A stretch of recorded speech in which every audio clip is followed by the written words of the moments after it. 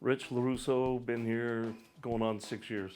One of the things I like about working here is I'm allowed to have free reign with all my knowledge and techniques for building things.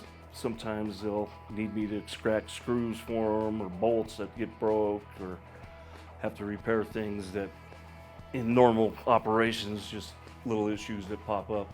I'm the guy they go to handle all that.